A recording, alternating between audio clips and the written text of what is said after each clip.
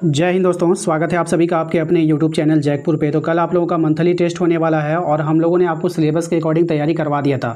लेकिन बात ज़रूरी ये है कि आप लोग जान लो कि आप लोगों का एक टेस्ट छूटा हुआ था जिसको जैक बोर्ड ने नहीं लिया था। हो सकता है कि आप लोगों का पहले वाले सिलेबस से ही एग्ज़ाम ले लिया जाए, तो आप लोग पहले वाला जो फर्स्ट टेस्ट था उसके सिलेबस को भी एक बार रिविज़न करके जाइएगा। तो वो हम आपको आज रिविज़न करवा रहे हैं हिस्ट्री का।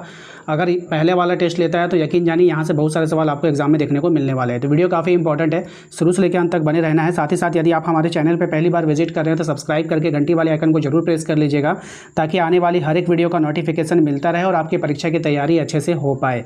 तो देखिए यहाँ पे सबसे जो पहला सवाल है वो है आपका भारतीय पुरातत्व का पिता किसे कहा जाता है। तो देखिए भारतीय पुरातत्व का जो पिता कहते हैं वो हम लोग कहते हैं किसको, बताइए। कहते हैं हम लोग अलेक्जेंडर कनिंघम को। ठीक है, या तो अलेक्जेंडर कनिंघम रहे या फिर सिर्फ कनिंघम रहे तो कोई फर्क नहीं पड़ता। कनिंघम टाइटल याद रखिएगा, हमने आपको ट्रिक से भी याद कराया था कि हर इंसान का जो पिता होता है वो सिंघम होता है, यानी कि हीरो होता है। ठीक है, इस तरह से याद करके रखना है।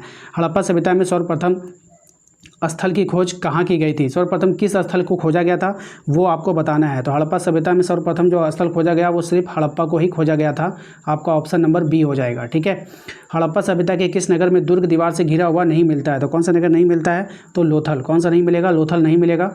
क्वेश्चन नंबर 4 है आपका कि सिंधु घाटी सभ्यता के विशाल स्नानागार के अवशेष कहाँ से प्राप्त हुए हैं। अब ये जो अवशेष प्राप्त हुए हैं ये मोहनजोदड़ो से प्राप्त हुआ है, याद रखना है आप सभी को।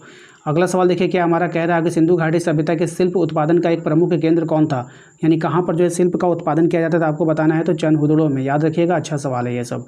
मेसोपोटामिया के प्रलेखों में मेलुहा शब्द का प्रयोग किस सभ्यता के लिए किया जाता है, बहुत ही अच्छा सवाल है।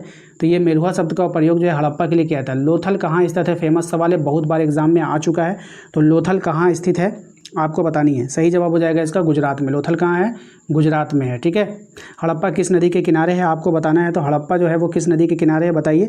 तो हड़प्पा जो है आपका ये हो जाएगा आपका रावी नदी के किनारे। किस नदी के किनारे है, रावी नदी के किनारे है। ठीक है, देखिए लोथल जो है आपका, ये बात लेकिन ध्यान रखिएगा, लोथल कहाँ स्थित है, गुजरात में है।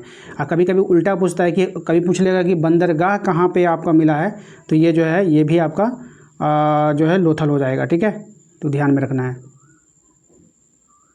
अब देखिए अगला सवाल यहाँ पे पूछा गया है, सिंधु घाटी के निवासियों को सोना कहाँ से प्राप्त होता था। अब ये जो इन लोगों को सोना मिलता था वो कर्नाटक से मिलता था। कहाँ पे मिलता था, कर्नाटक पे मिलता था। हड़प्पा सभ्यता के बंदरगाह का प्रमाण कहाँ से मिला है, ये भी काफ़ी अच्छा सवाल है कि हड़प्पा सभ्यता में जो बंदरगाह अभी हमने आपको बताया लोथल में, देखिए आ गया ना ये भी सवाल। ठीक है, तो हर एक सवाल जो है इंपॉर्टेंट है, कहीं ना कहीं आपको एग्जाम में देखने को मिल सकता है। अब देखिए यहाँ पे जो हड़प्पा सभ्यता का किस देश के साथ व्यापारिक संबंध नहीं था, तो चाइना के साथ नहीं था। ठीक है, चाइना का सामान अच्छा नहीं होता है, इसलिए उससे कोई भी व्यापारिक संबंध नहीं रखना चाहता था। तो इस तरह से याद कर लीजिएगा ट्रिक के साथ। अगला सवाल है आपका कि जुते हुए खेत का जो प्रमाण है वो कहाँ से मिला है। तो जुते हुए खेत के प्रमाण कालीबंगा से मिला है, ऑप्शन नंबर सी हो जाएगा। हड़प्पा वासियों के लाजवर्द मणि कहाँ से प्राप्त होता था, तो ये जो प्राप्त होता था आपका ऑप्शन नंबर सी हो जाएगा, सोर्तगुई से हो जाएगा। क्षेत्रफल के अनुसार सिंधु घाटी सभ्यता का सबसे बड़ा नगर कौन सा था। तो क्षेत्रफल के अनुसार सिंधु घाटी सभ्यता का जो ये था तो वो हो जाएगा कालीबंगा। ठीक है, क्या हो जाएगा, कालीबंगा हो जाएगा। अच्छा, ये भी सवाल कभी कभी पूछा जाता है कि सिंधु घाटी जो था सभ्यता जो था वो कैसा था, मतलब किस आकार का था। तो त्रिभुजाकार का था, याद रखिएगा। कैसा आकार का था वो, त्रिभुजाकार का आकार का था। हड़प्पा सभ्यता की लिपि की मुख्य विशेषता आपको बतानी है। तो हड़प्पा सभ्यता की जो मतलब जो लिपि था उसका कैसी लिपि थी, तो ये जो लिपि थी ना ये दाएं से बाएं की ओर लिखी जाती है, यानी उल्टा इधर से लिखा जाता है। जैसे हम लोग हिंदी इधर से लिखते हैं ना, तो ये उल्टा लिखा जाता था, जैसे उर्दू लिखा जाता है ना उसी प्रकार से इसको भी लिखा जाता था हड़प्पा की लिपि को। ठीक है, तो इसको याद रखिएगा। ये सारा ऑब्जेक्टिव हो गया। आपके एग्जाम में ऑब्जेक्टिव एंड सब्जेक्टिव दोनों प्रश्न आपसे पूछे जाएंगे। ठीक है, अब आते हैं सब्जेक्टिव में, कुछ इंपॉर्टेंट सवाल होंगे जो हम आपको दिखा देते हैं, आप लोग उसका तैयारी करके जाइएगा। सबसे पहला सवाल जो इंपॉर्टेंट रहेगा आपके एग्जाम के लिए, हड़प्पा सभ्यता को सिंधु घाटी की सभ्यता क्यों कहा जाता है। तो हड़प्पा को मोहनजोदड़ो नगरों के अवशेष मुख्य तौर पर सिंधु नदी या फिर सिंधु घाटी के आसपास से प्राप्त हुए हैं, इसी कारण से हड़प्पा सभ्यता को सिंधु घाटी की सभ्यता कहा जाता था। ठीक है, चलिए इसके बाद जो अगला इंपॉर्टेंट सवाल है कि सिंधु घाटी की सभ्यता में मनके बनाने के लिए किस सामग्री का प्रयोग किया जाता था। तो यहाँ पर जो सिंधु घाटी की सभ्यता में मनके बनाने के लिए कॉर्नेलियन क्रिस्टल, सिलखड़ी, तांबा, जैस्पर, क्वार्टज, शंख, पत्थर, कांसा और सोना जैसी धातुओं का उपयोग किया जाता था। ठीक है, सिंधु घाटी की सभ्यता उन स्थानों के नाम बताइए जहाँ सिंचाई के अंश पाए जाते थे। ये भी अच्छा इंपॉर्टेंट सवाल है। तो सिंधु घाटी के सभ्यता में उन स्थान के नाम निम्नलिखित हैं जहाँ सिंचाई के अंश पाए जाते हैं, सोर्तगुई और धौलावीरा। याद रखिएगा, ये सब मैंने पहले भी आप लोगों को करवा दिया था ताकि आप इसकी तैयारी अच्छे से कर पाएँ, आपके एग्ज़ाम की तैयारी भी अच्छे से हो पाए। ठीक है, चलिए अगला जो इंपॉर्टेंट सवाल है वो आपका लॉन्ग क्वेश्चन में आपका आएगा, हड़प्पा वासियों का पश्चिम एशिया के साथ व्यापारिक संबंधों का वर्णन करना है आपको। ठीक है, तो यहाँ से आप लोगों को लिखना शुरू करना है। ठीक है, सबसे पहले आप लोग यहाँ पे इसका स्क्रीनशॉट ले लें, अच्छे से उसको नोट कर लें। मैंने पहले भी आप लोगों को लिखवा दिया, अगर आपके पास पहले से नोट्स है तो आप लोग पहले से तैयारी करके जाना। उसके बाद यहाँ से इसका आप स्क्रीनशॉट ले लो, फिर उसके बाद ये इसका आप लोग स्क्रीनशॉट लो। ये पूरा आपको लिखना होगा। ठीक है, क्योंकि लॉन्ग क्वेश्चन है, लॉन्ग क्वेश्चन में कोई समझौता नहीं होता, आपको पूरा लिखना होता है।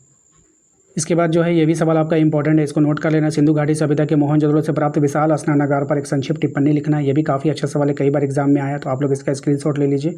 और पहले से अगर आप लोगों ने नोट किया तो ये काफ़ी अच्छा रहेगा, आप लोग फाइनल एग्जाम की भी तैयारी यहाँ से हो जाएगा। ठीक है, यानी अगर आप मंथली एग्जाम की तैयारी कर रहे हो तो फाइनल एग्जाम की भी तैयारी इसी से होगा।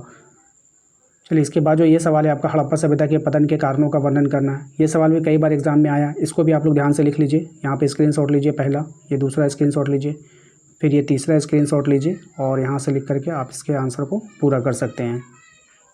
नेक्स्ट जो इंपॉर्टेंट सवाल है वो है आपका, पुरातत्व हड़प्पा समाज के सामाजिक आर्थिक भिन्नता का पता किस प्रकार लगाते हैं, वह कौन सी विभिन्नताओं पर ध्यान देते हैं। ये भी सवाल आपके बुक का सवाल है, एनसीईआरटी का सवाल है, इसलिए इसको ध्यान में रखिएगा। भले ही आपके एग्जाम में आए ना आए, लेकिन फाइनल एग्जाम के लिए ये इंपॉर्टेंट है। तो सबसे पहले आप लोग स्क्रीनशॉट यहाँ पे लेंगे, उसके बाद फिर इसका स्क्रीनशॉट यहाँ पे लेंगे और इसके शॉर्ट आंसर मैंने पहले ही अपने वीडियो पे डाल चुका है। अगर आपको शॉर्ट आंसर चाहिए तो फिर आप लोग वहाँ से भी देख सकते हैं। आप इसका स्क्रीनशॉट लेते जाइए।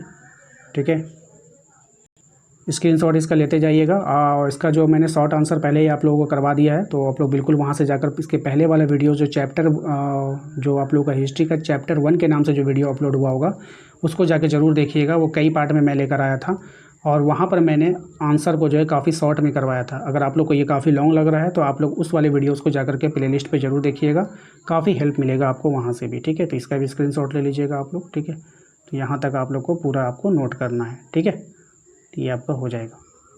तो आशा करते हैं आप लोगों को आज का ये वीडियो पसंद आया होगा। वीडियो अच्छा लगा तो प्लीज़ वीडियो को लाइक करके चैनल को सब्सक्राइब कर लीजिएगा। घंटी वाले आइकन को जरूर प्रेस कीजिए ताकि आने वाली हर एक वीडियो का नोटिफिकेशन आपके मोबाइल पे जाता रहे। Thank you.